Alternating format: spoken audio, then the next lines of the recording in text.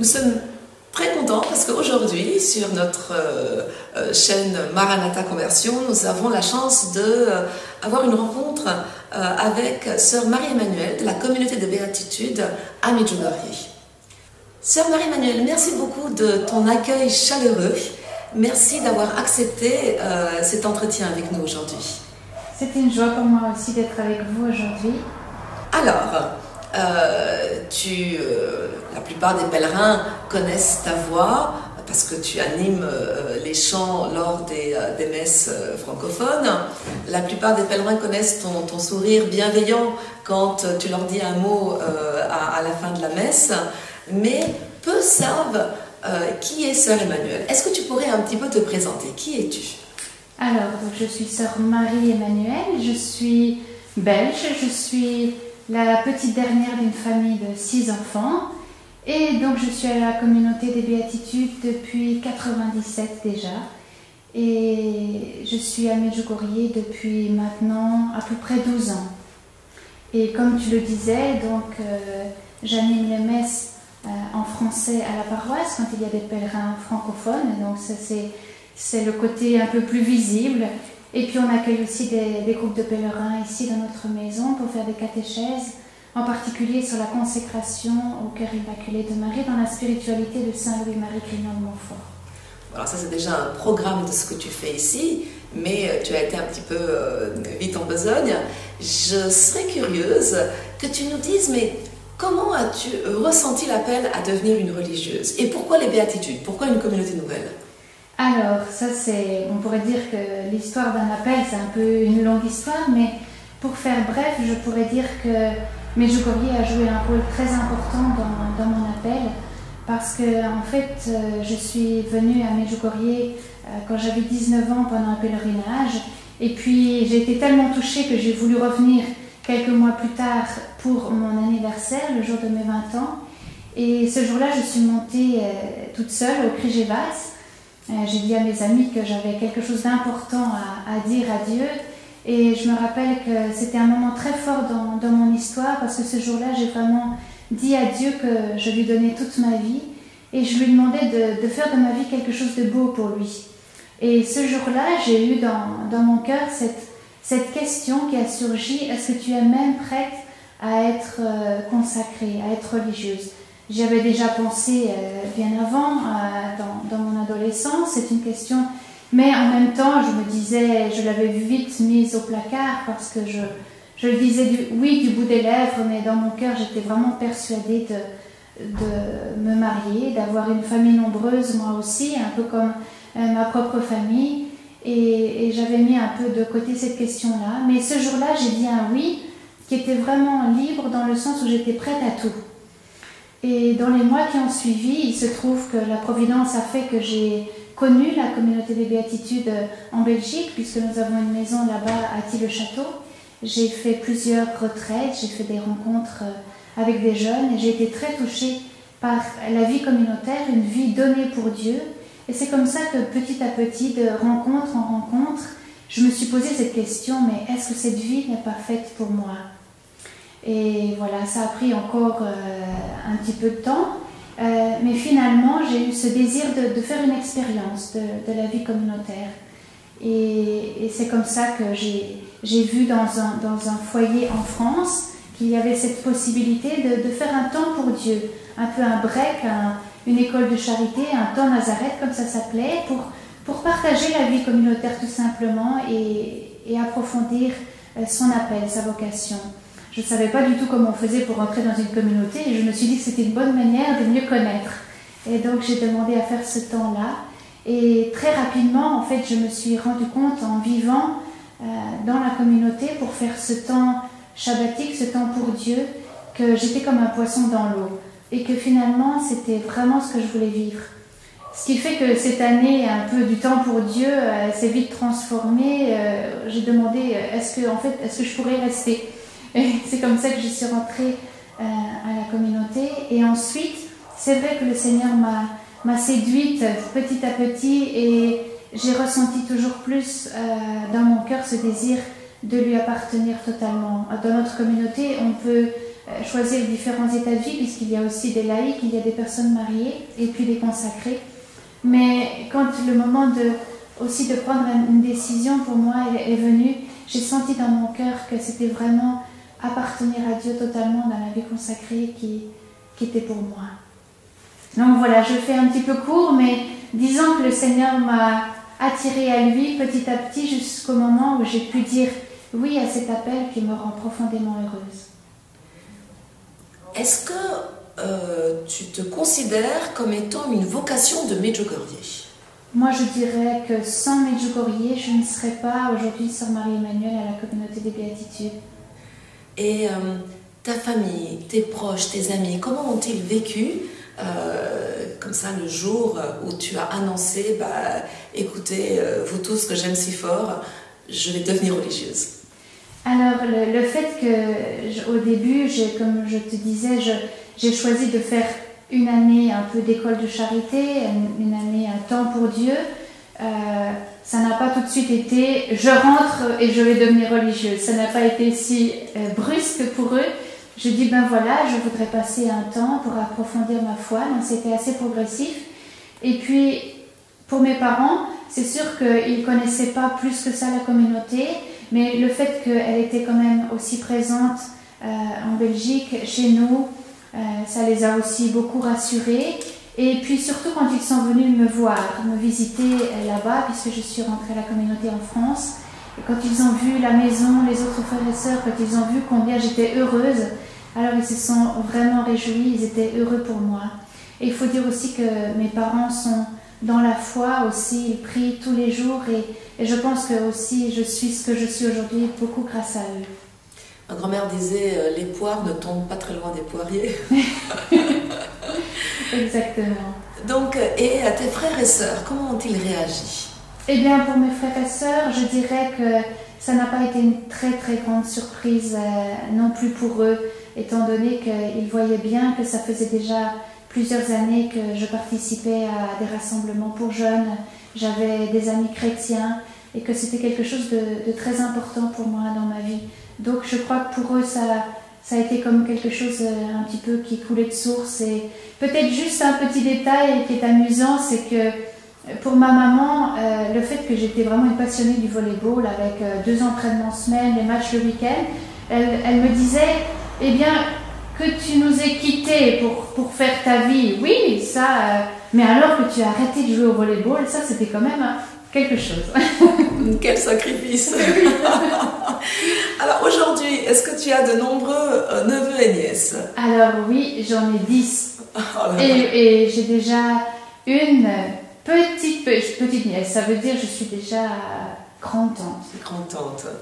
Donc, est-ce que tu as l'occasion de les voir régulièrement? Oui, j'ai l'occasion d'aller en général 1 ou 2 fois par an. Ces dernières années, j'essayais d'aller 2 fois pour visiter ma famille et j'en profite pour faire un peu tout le tour. C'est eux qui viennent me voir, mais surtout aussi pour visiter mes parents âgés. Alors, moi j'aime beaucoup la Belgique. Je suis très liée à la Belgique. Et pour moi, c'est vraiment touchant de voir que sur Medjugorje, la Belgique est très présente. Paradoxalement, c'est un pays qui est 7 fois plus petit que la France en nombre d'habitants, une dizaine de millions d'habitants contre 70. Mais il y a toi qui est belge, il y a Laurence qui est belge, Monseigneur Léonard qui est belge. Donc en fait ma vie est comme ça. Il y a plusieurs Belges pour lesquels j'ai beaucoup d'affection et beaucoup d'admiration. Et pourtant, la Belgique, malheureusement, traverse une période un peu difficile où une de mes amies dit qu'en Belgique, les églises sont pleines de chaises vides. Pourquoi?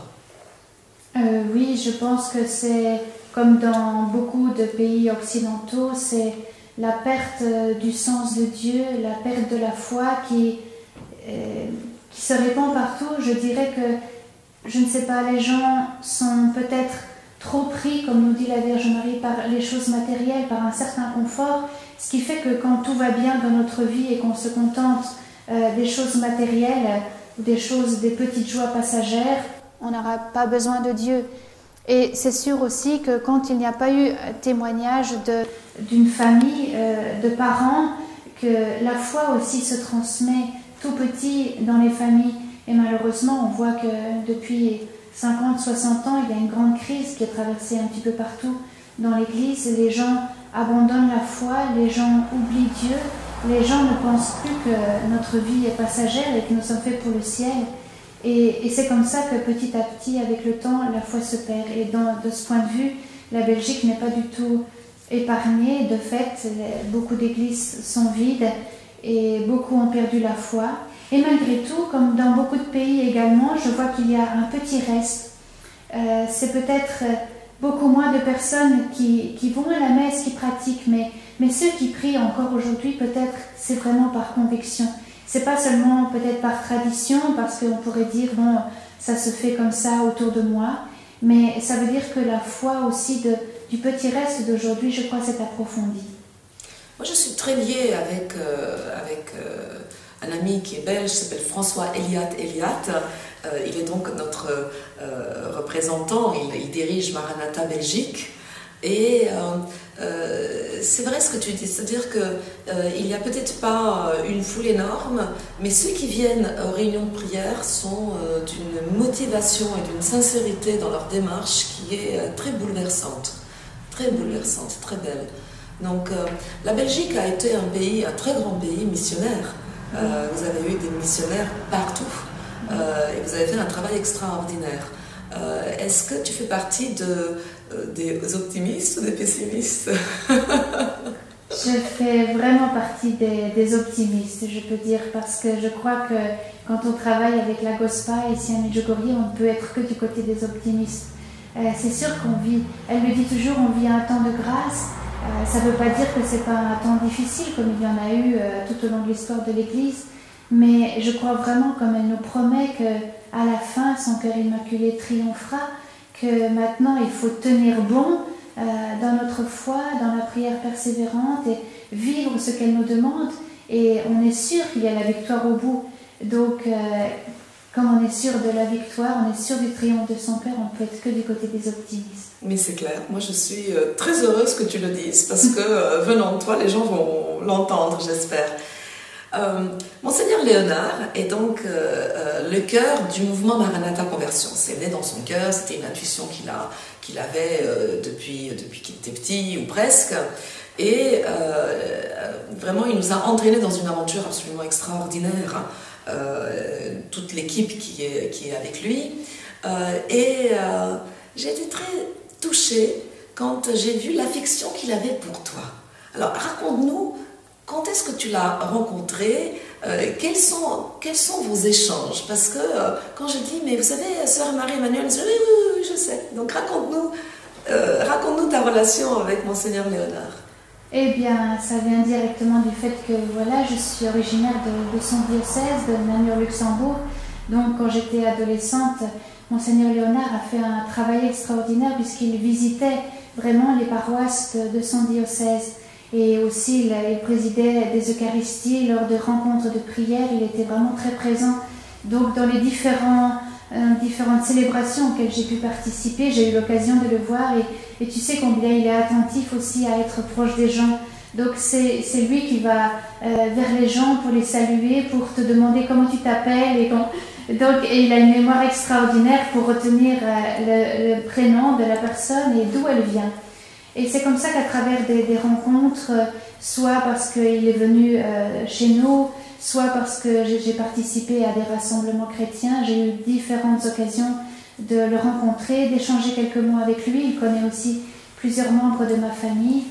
Et après, quand je lui ai parlé aussi de mon désir de rentrer à la communauté, quand je suis allée aussi le voir, lui donner des nouvelles après être rentrée à la communauté, on a gardé un lien, un contact de communion de cœur vraiment très fort et un très beau cadeau aussi qu'il a fait malgré son agenda surchargé, c'est que pour l'Eucharistie de ma profession perpétuelle, de mes vœux définitifs, il a accepté de présider lui-même cette Eucharistie. Il a prié pour moi le jour de mon engagement à vie de mes vœux définitifs et c'était un très grand cadeau pour moi.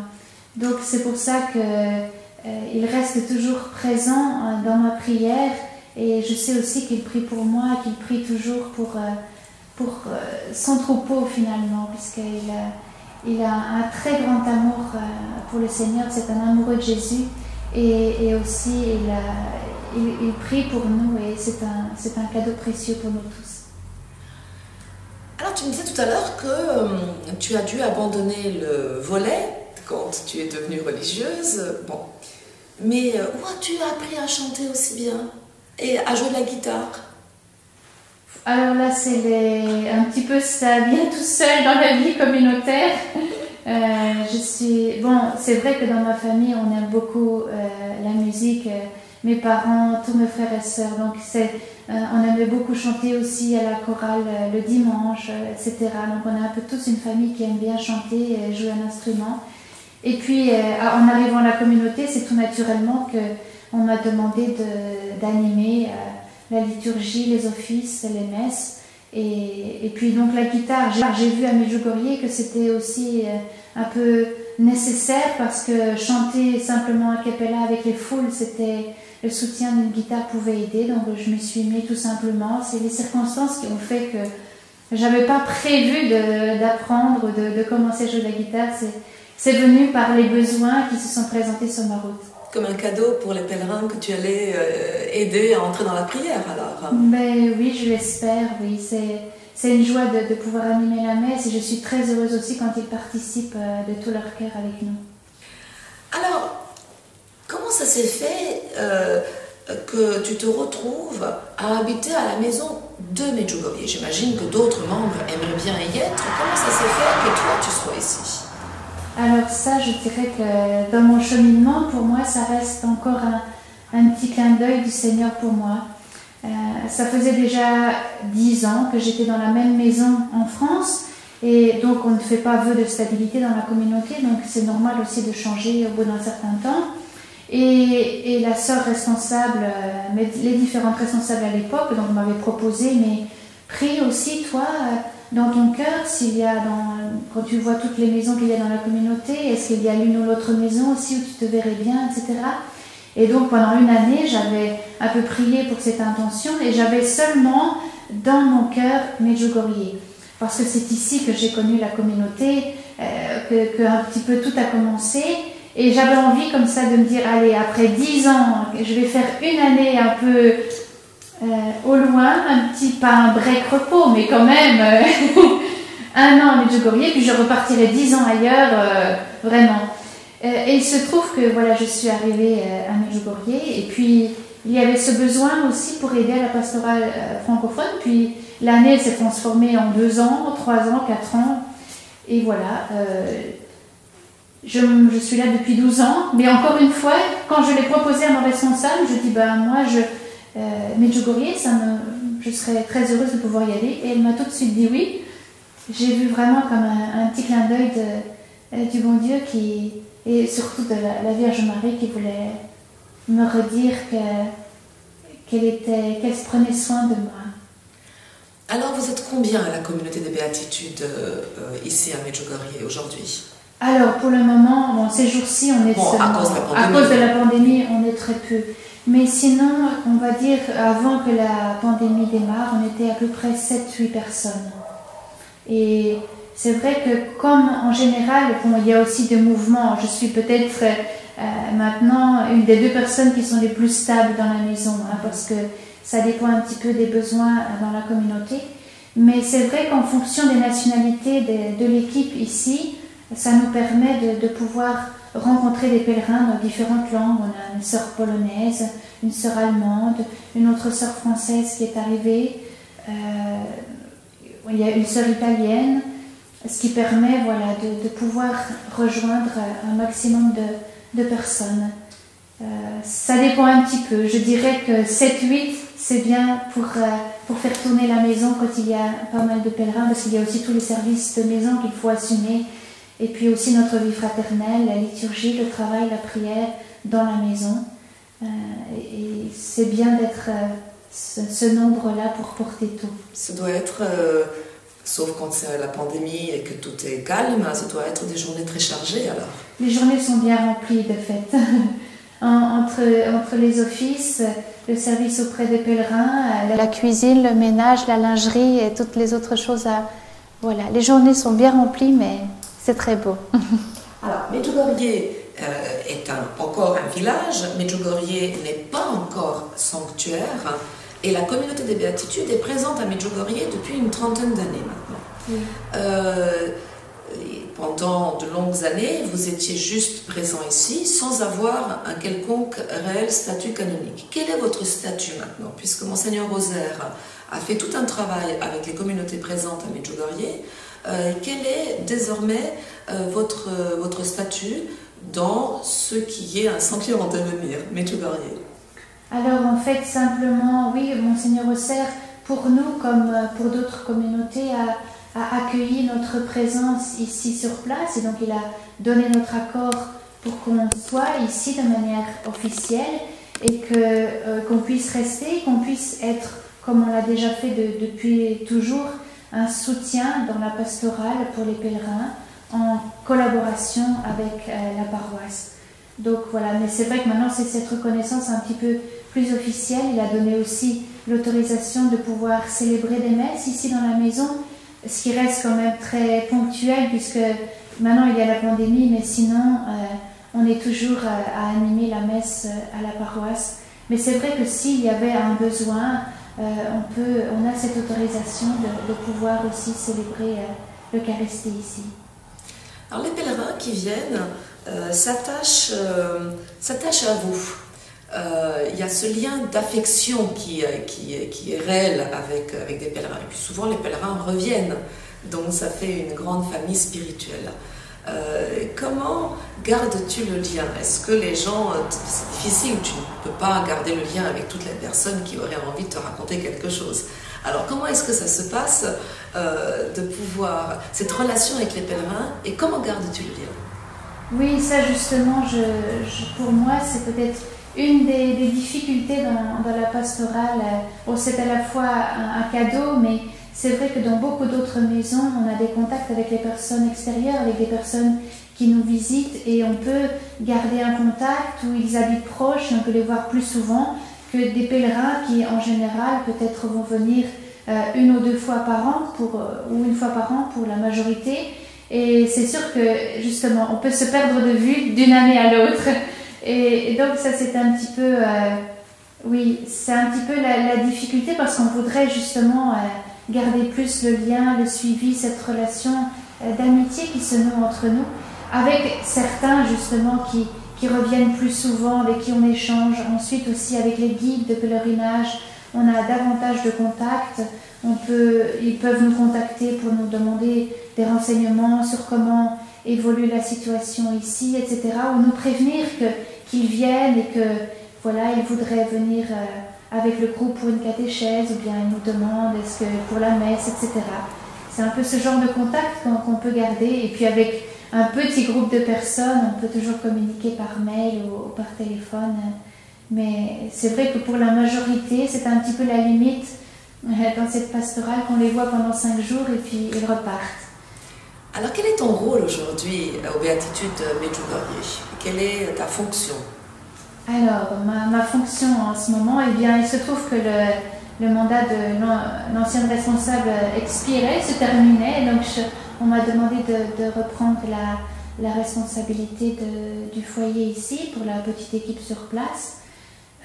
Voilà, tout simplement. Et puis on m'a demandé aussi d'être un soutien aussi dans la branche, le gouvernement de la branche des sœurs, puisque je suis maintenant aussi responsable régionale. Donc il y a la supérieure générale qui a autour d'elle une équipe régionale pour la soutenir, pour visiter les différentes maisons, pour suivre un petit peu les sœurs sur le terrain. Donc entre la responsable locale sur le terrain et la générale, il y a les régionales. Donc je fais partie aussi un peu de cette équipe pour suivre une quarantaine de sœurs qui sont dans 6 pays différents. Alors bien sûr, je devrais aussi pouvoir les visiter, mais avec la pandémie, en ce moment, c'est difficile de voyager. Heureusement qu'on peut communiquer facilement par Internet aujourd'hui. Alors tu es très présente pour les pèlerins francophones, ou présente de tout ton cœur s'il y a besoin.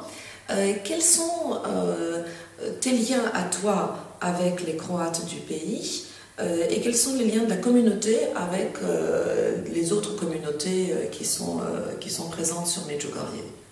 Alors je dirais qu'en règle générale, que ce soit avec les habitants du village, que ce soit avec les franciscains, que ce soit avec les autres communautés qui sont installées sur place, on a vraiment des relations de respect, de confiance, et aussi, je dirais, un petit peu comme tu parlais de cette famille de Medjugorje, même si on n'est pas à prendre un café toutes les semaines, on sent qu'on fait partie de cette famille autour de la Gospa qui finalement allons dans la même direction. On est tous là pour aider la Vierge Marie à faire connaître son message à tous ceux qui viennent ici ou à tous ceux qu'on peut rejoindre à travers les médias. Et je dirais c'est une communion du cœur et aussi une prière les uns pour les autres. Après, bien sûr, avec l'une ou l'autre personne, on va travailler plus étroitement, par exemple aussi pour les besoins dans la paroisse, les liens avec les franciscains, quand les différents services au niveau de la pastorale, des échanges aussi avec la communauté, avec les gens du village, ça dépend un petit peu de notre équipe de sœurs, on a plus ou moins des contacts à droite, à gauche avec l'une ou l'autre personne, aussi des contacts très fraternels. Alors, ce que je trouvais très sympathique, c'est que je racontais à un jeune homme qui s'appelle Ante Kozina, que je connais depuis qu'il est tout petit, donc il est le fils de mes amis, et je lui racontais cette démarche que j'avais envie de faire, c'est-à-dire j'avais envie, pendant, c'est la pandémie, il n'y a personne, ça nous donne l'occasion d'avoir un petit peu de temps, et je me suis dit, mais il faut absolument qu'on utilise ce temps pour échanger avec des gens avec lesquels on a des fois pas beaucoup de temps, parce qu'on est dans le tourbillon des pèlerins, des activités, etc. Et je lui racontais, en fait, vraiment ce que j'avais eu dans le cœur, c'était de faire des rencontres pour partager tous ces gens qui m'étaient importants et de les partager avec d'autres gens qui auraient envie de les connaître. Et ce que j'ai trouvé tout à fait touchant et révélateur, c'est que d'abord il a dit « Ah là, quelle bonne idée !» Et la première chose qu'il m'a dit, c'est « Tu sais, tu oublies pas, hein, tu dois aller discuter avec Sœur Marie-Emmanuelle. Hein, c'est important que tu racontes et que tu puisses partager avec Sœur Marie-Emmanuelle. » Et j'avais trouvé ça vraiment révélateur. Je me suis dit, mais formidable qu'il y ait ce lien de cœur entre un jeune homme du village et la communauté des béatitudes. Et alors, il connaît ton prénom à toi. Eh bien, j'avais trouvé ça touchant. Ça m'a fait vraiment plaisir. Oui, ça me fait aussi également très plaisir et je pense, comme je te disais, qu'il y a ce lien parce qu'on veut tous être au service des pèlerins et faire le mieux que nous pouvons pour les conduire à Jésus, pour les faire connaître et aimer la Gospa toujours plus. Et ça nous unit plus que quelque chose de superficiel. C'est clair. Donc vous avez votre spiritualité propre, la spiritualité des béatitudes, et puis vous êtes à Medjugorje où la Vierge donne des messages depuis maintenant presque 40 ans. Quels sont les messages qui, toi, te parlent de manière particulière? Est-ce qu'il y en a un comme ça que tu te dis, mais vraiment celui-là, il me met souvent dans la tête, dans le cœur? Alors je dirais, j'ai besoin de vous. Ça te touche? Ça me touche parce que, voilà, elle nous invite toujours à la prière et je pense qu'elle le redit toujours parce que finalement, on a du mal à vraiment le vivre et à prier toujours plus et à prier avec le cœur. Mais en plus que la Mère de Dieu daigne venir au milieu de nous et qu'en plus elle nous dise j'ai besoin de vous, j'ai besoin de chacune d'entre vous, et je trouve que c'est quelque chose de très important aussi à transmettre aux pèlerins qui viennent, parce que je trouve que ça peut donner un sens à beaucoup de choses qu'ils vivent, qu'ils portent, et aider la Vierge Marie pour que les plans de Dieu se réalisent dans ce monde. C'est une aventure extraordinaire. Si on se dit que par notre vie on aura pu y participer un tout petit peu, je trouve ça très très beau. Et puis aussi je dirais quand même, je vous aime et je prie pour vous. Je crois que c'est difficile de s'y habituer si on essaye de le comprendre vraiment. Et sa présence, en fait. Cette présence d'amour qui est intense. Je vous aime et je prie pour vous. Et j'ai besoin de vous. C'est très fort. Tu es venu avec nous en Terre Sainte en 2013. Pour toutes les personnes présentes, ça reste un moment inoubliable. Nous étions très très heureux que tu sois là. Tu étais dans l'équipe des gens qui chantaient, bien sûr. Est-ce que tu es régulièrement invité à aller voyager ou à des temps de voyage apostolique, ou je ne sais pas comment le dire, de témoignage dans le monde, où tu ne peux pas accepter parce qu'en fait tu n'aurais pas le temps? J'ai déjà eu quelques invitations à différents endroits. Je suis allée en Roumanie, je suis allée en Martinique pour une retraite de jeûne et prière. Mais c'est vrai, comme tu disais, la difficulté c'est que, en dehors de la pandémie, comme il y avait déjà tellement de foule ici sur place, et comme j'étais quand même très, très engagée pour la pastorale des pèlerins francophones, c'était difficile de m'absenter pendant une semaine pour faire des voyages. Donc je dirais, j'en ai pas fait énormément. J'ai eu plusieurs invitations. Il y en a où j'ai pu aller, d'autres j'ai dû refuser malheureusement, mais parce que voilà, on était vraiment trop pris ici. Pour toi, quelle est l'importance de Medjugorje pour le monde? Medjugorje, eh bien, c'est vraiment l'espérance pour le monde, je pense. C'est la première fois dans toute l'histoire des apparitions que la Vierge Marie se rend présente de cette manière-là, tous les jours, pendant si longtemps. Donc c'est sûr, Notre-Dame du Lot, 54 ans, mais de cette manière-là, tous les jours, avec nous, c'est quelque chose d'exceptionnel. Et c'est sûr que je suis une des personnes qui voudrait que tout le monde soit au courant de ça et qu'ils en profitent, parce que je crois que le seul risque avec Medjugorje, c'est vraiment de passer à côté. Et c'est un cadeau pour le monde, et je crois vraiment que Dieu nous l'envoie aujourd'hui. Il intervient en nous donnant la Vierge Marie pour qu'elle nous ramène à Jésus. Et le monde est dans un tel état aujourd'hui que Dieu sait si nous en avons besoin. Et il utilise vraiment Marie pour nous faire revenir à lui. Tu sais, quand je suis arrivée la première fois à Medjugorje, c'était en 89, j'ai eu une expérience personnelle tellement bouleversante, et à ce moment-là, j'ai compris qu'il n'y avait rien d'autre qui me semblait plus important que d'aider à ce que le monde entier vienne passer une semaine à Medjugorje. Je voulais absolument que tout le monde fasse cette même expérience, mais également, je me disais, mais si les gens venaient et s'ils avaient la chance de recevoir ça, le monde serait guéri. Et ça reste encore quelque chose qui m'est vraiment important. Et c'est vrai que quand les gens viennent à Medjugorje, ils vivent quelque chose qui est beau et qui est fort, s'ils se laissent, s'ils ouvrent leur cœur, bien entendu. Hein. Celui qui est comme une huître, il ne recevra rien du tout. Mais c'est vrai que c'est important également que nous autres qui sommes ici, nous puissions vraiment être à la disposition de ces pèlerins pour les aider dans ces jours, pour les aider s'ils ont besoin, pour pouvoir vivre en plénitude les journées qu'ils vont passer ici. Oui, on essaye vraiment de travailler pour ça, mais il y a aussi une chose que je trouve très spéciale ici, c'est que peut-être ce que je leur partage ici, si je le disais dans une autre paroisse, dans un autre pays, ça ne passerait peut-être pas de la même manière. Mais le fait qu'ils ont fait cette démarche de pèlerinage, de quitter leur maison, leur travail, leur pays pour un temps, qu'ils viennent ici à l'écart, qu'ils ouvrent leur cœur, après, c'est déjà presque la Vierge Marie a déjà préparé le chemin, elle a déjà...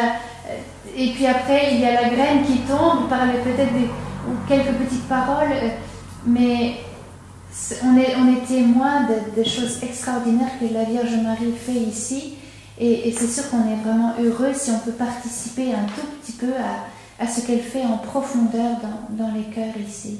Et ça peut être à n'importe quel moment. Elle utilise, ça peut être sur la colline, ça peut être à la paroisse, ça peut être quelqu'un qui va dire une phrase au milieu des chants, ça peut être une parole pendant une catéchèse, mais elle sait de quoi chaque pèlerin a besoin, et au bon moment, elle va le donner par l'intermédiaire qu'elle aura choisi.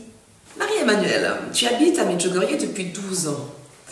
tu parles plusieurs langues, tu parles un bon anglais, un bon italien.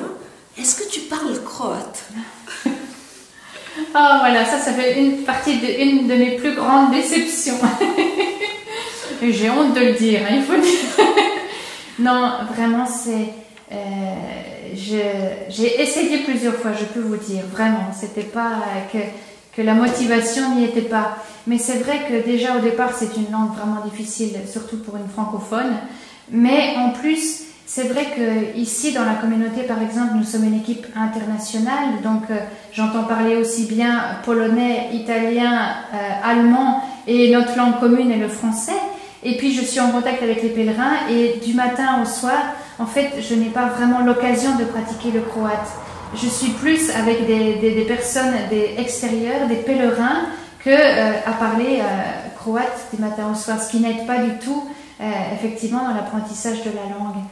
Donc voilà, c'est un petit peu un regret, et là maintenant je suis tellement surchargée que je crois que je dois définitivement y renoncer.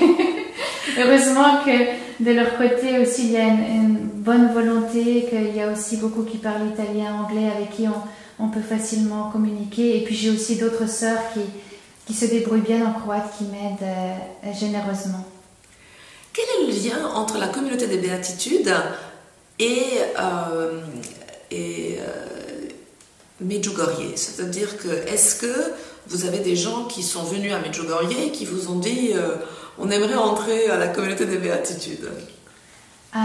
Oui, alors là, il y a parfois des personnes qui peut-être pensent que s'ils rentrent à la communauté des béatitudes, ils vont habiter à Medjugorje. Mais ça, c'est comme pour d'autres communautés, il y a tout un chemin de formation, etc., qui n'est pas possible de faire ici. Mais c'est vrai qu'il y a des frères et sœurs, et donc je peux vous dire, moi aussi, j'en fais partie, puisque vraiment, c'est aussi ici, quand je suis venue en pèlerinage, que j'ai vu pour la première fois des frères et sœurs de la communauté des béatitudes. Même si après, je n'ai pas eu beaucoup de contact avec eux, et que j'ai connu la communauté en Belgique. Mais c'est vrai qu'on a une visibilité, on a des frères et sœurs qui sont aujourd'hui à la communauté, et qui effectivement ont connu la communauté, premier contact durant un pèlerinage ici à Medjugorje. Oui, parce que par exemple, les garçons du Cénacle, des pèlerins viennent, et si ce n'est pas les pèlerins, ils connaissent quelqu'un de leurs proches qui aurait besoin d'être aidé, et donc Medjugorje devient l'endroit où ils entendent parler, et après ils désirent entrer dans la communauté. Donc, exactement. Et puis il faut dire que pour nous aussi, donc à la communauté, c'est vrai que la Vierge Marie, je dirais, vous connaissez le songe de Don Bosco avec les trois blancheurs, le Saint-Père, l'Eucharistie, la Vierge Marie. Pour nous, la communauté appartient à la Vierge Marie, elle a un rôle très important, elle est consacrée à la Vierge Marie. Nous prions tous les matins la prière de consécration de Saint Louis Marie Clément de Montfort, et c'est vrai que nous essayons de vivre cette consécration à la communauté. Donc pour des personnes qui aiment Medjugorje, qui sont aussi, parce que ici on les vit aussi, ces trois blancheurs, de la fidélité, l'amour pour l'Église, la fidélité au pape, l'Eucharistie, l'adoration eucharistique, la présence de la Vierge Marie. Medjugorje est très lié à ces trois blancheurs, effectivement, et donc c'est un petit peu aussi tout naturellement que les personnes après qui cherchent aussi une communauté, aussi un endroit, un lieu pour donner leur vie à Dieu dans la vie consacrée. On fait partie des communautés qui sont attachées de manière particulière à ces trois blancheurs, et qui peuvent aussi le vivre au sein de notre communauté. Est-ce que vous avez des Croates qui sont déjà entrés à la communauté des béatitudes? Alors, pour le moment, on n'a pas encore de Croates. On a une Slovène qui est rentrée il y a quelques années, mais pas encore de Croates.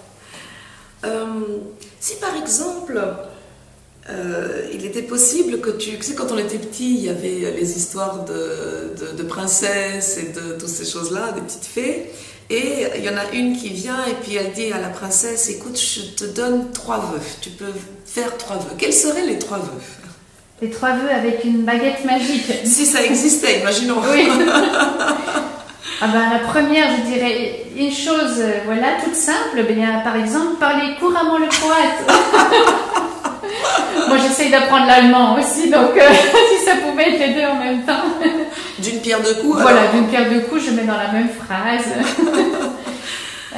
Sinon, c'est sûr, plus sérieusement, ce que je désirerais, c'est que vraiment que le monde entier, que tous puissent faire cette expérience de l'amour de Dieu et que le triomphe du cœur immaculé de Marie arrive au plus vite et que le monde revienne à Dieu. Où vois-tu Medjugorje dans 5 ans? Dans 5 ans, j'ai un petit peu du mal à me projeter dans 5 ans, parce que je ne sais pas si je serai toujours là, je ne sais pas où je serai dans 5 ans, mais si j'essaie d'imaginer Medjugorje avec la situation, j'espère justement vraiment que ce temps difficile par lequel nous passons, eh bien, est aussi un moment où il y a beaucoup de remises en question et peut-être aussi, je pense, la grâce ou bien une occasion pour chacune d'entre nous, c'est justement de revenir à l'essentiel, puisque nos vies un petit peu sont chamboulées par cette situation, par cette pandémie.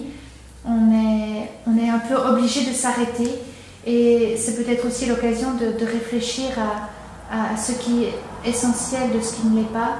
Et moi j'ai un grand espoir, une grande espérance que ce temps aussi difficile sera un temps où le Seigneur va travailler les cœurs et où il y aura justement ce retour à Dieu. Alors si je m'imagine que voilà, dans les prochaines années, les gens vont revenir à Dieu, ils vont avoir soif, ils vont vouloir connaître la foi, ils vont vouloir connaître Jésus, ils vont vouloir connaître la Vierge Marie, eh bien, je pense que Medjugorje aura du travail. Donc, je pense que si les pèlerins commencent à revenir et en grand nombre, je pense qu'il y a encore de belles grâces, de conversion, d'approfondissement de la foi qui vont se passer ici. C'est ce que j'espère et que je souhaite vraiment pour Medjugorje. Donc toi, je te sens très très optimiste. Oui. Je veux être optimiste parce que je trouve que la Vierge Marie, même dans ses messages, et aussi si vous avez remarqué depuis les derniers mois, elle redit souvent le mot espérance. Et ne perdez pas l'espérance en un lendemain meilleur. Et donc quand c'est elle-même qui le dit, je veux vraiment croire dans les paroles qu'elle nous donne. Et donc je veux vraiment croire, avoir ce regard d'espérance. Ça m'émeut que tu le dises parce que c'est important en fait. Aujourd'hui, trop facilement, on reçoit tous ces messages tellement inquiets, tellement qui font peur parfois, qui sont et pourtant depuis, comme tu le disais très justement, depuis plusieurs mois, les messages de la Vierge Marie sont d'une telle force d'espérance qu'à chaque fois que je les lis, j'en ai le souffle coupé de reconnaissance en fait. Et je crois que c'est important que les gens sachent que il va se passer des choses difficiles sûrement, mais il va se passer également des choses formidables. Ça c'est sûrement aussi. Mais c'est sûr, exactement. Effectivement, c'est pas pour entre guillemets faire l'autruche et dire tout va bien, il n'y a aucun problème. Il faut pouvoir dire aussi, c'est vrai, on vit un moment d'épreuve, on vit un moment très difficile. Et d'ailleurs, la Vierge Marie elle-même ne nous l'a pas caché. Elle a dit dans un message, viendront des épreuves et vous ne serez pas forts. Donc à la fois, elle n'a pas peur de nous dire la vérité, c'est difficile, ça va être difficile, mais en même temps, elle nous dit aussi, mais de ne pas avoir peur et d'avoir vraiment cette confiance que c'est Dieu qui aura le dernier mot et que c'est son cœur qui va triompher. Donc il faut vraiment s'accrocher aux paroles de la Vierge Marie, à cette espérance, au but pour traverser ce moment difficile. Tu sais, je pense que ce qu'on va faire toutes les deux, c'est qu'on va se revoir dans quelques temps et on va faire un bilan et on sera très contente. Et on pourra rendre grâce pour des choses très belles qui ne vont pas tarder à commencer à arriver. Je pense aussi. Alléluia. Merci beaucoup pour ton accueil aujourd'hui. C'était une grande joie d'avoir ce partage, cet échange. Et j'espère que nous aurons l'occasion de nous rencontrer souvent. Eh bien, ce sera aussi une joie pour moi. Et je voudrais aussi dire que c'est important qu'on reste tous unis dans la prière, dans ce même désir, prier vraiment pour les intentions de la Vierge Marie, ne pas perdre cette espérance. Et c'est important qu'on reste en communion les uns, en union de prière les uns avec les autres, autour de la Vierge Marie. À la gloire de Dieu. Merci. Merci à vous.